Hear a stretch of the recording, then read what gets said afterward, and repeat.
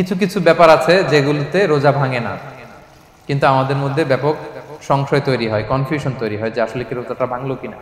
যে কিছু কিছু কাজ আছে যেগুলো করলে আসলে রোজা ভাঙে না। Things or actions that don't invalidate the fast, এটা আপনার রোজা ভাঙবে না। সেগুলো কি? এক নাম্বার হচ্ছে ভুল করে যদি কেউ খায়, যেটা আমাদের আগের পয়েন্টে আমি ক্লিয়ার করে দিয়েছি, অথবা জোর করে যদি কাউকে খাওয়ানো হয়, তার রোজা ভাঙবে না। এটা দুই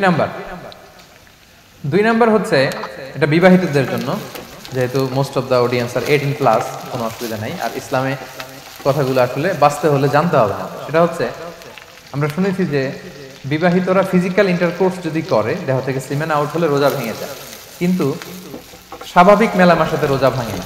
কিস করা, হাগ করা হাজবেন্ড ওয়াইফের মধ্যে, এই যে সখ্যতা, এই ব্যাপারগুলো যদি দিনের বেলায় ঘটে, এতে রোজা ভাঙে না। ব্যাপারটা বুঝতে পেরেছেন না সবাই? দলিল শোনেন।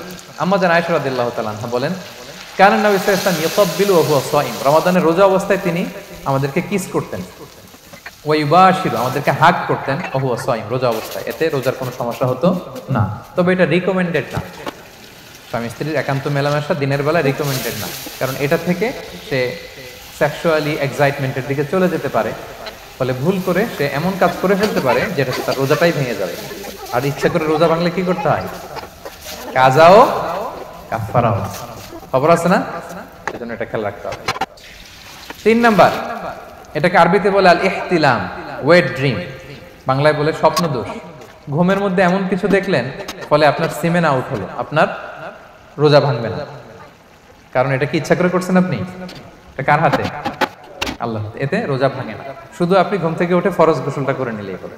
4 নাম্বার হচ্ছে ব্লাড টেস্ট। অনেকে বলে যে হুজুর ব্লাড টেস্ট করা যাবে কিনা রমাদানে?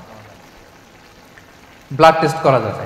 ব্লাড টেস্ট করলে রোজা ভাঙে না। এটা খুবই জরুরি একটা মাসালা, প্রায় আমাদের লাগে। 1-2 সিরিঞ্জ ব্লাড নিলে ভাঙে না। তবে যদি অনেক বেশি অ্যামাউন্টের ব্লাড নেয়, এতে যদি আপনি ক্লান্ত হয়ে পড়েন, সেক্ষেত্রে আপনি রোজা ভাঙতে পারবেন, পরে কাজা করলে হবে। 5 নাম্বার হচ্ছে অনিচ্ছাকৃত বমি। এটা আমি আগেও ক্লিয়ার করেছি যে ইচ্ছাকৃত বমি করলে রোজা ভাঙে, কিন্তু অনিচ্ছাকৃত যদি বমি চলে আসছে, ভমিটিং হচ্ছে, আমার রোজা ভাঙবে না। 6 নম্বরে নোজ ব্লিডিং, নাক দিয়ে অনেকে রক্ত পড়ে না, নাক দিয়ে রক্ত ঝরলে মানুষের রোজা ভাঙে, আনলেস যদি অনেক বেশি অ্যামাউন্টের হয়, আপনি ক্লান্ত হয়ে পড়েন, তখন তো আপনি রোজা ভাঙতে পারবেন।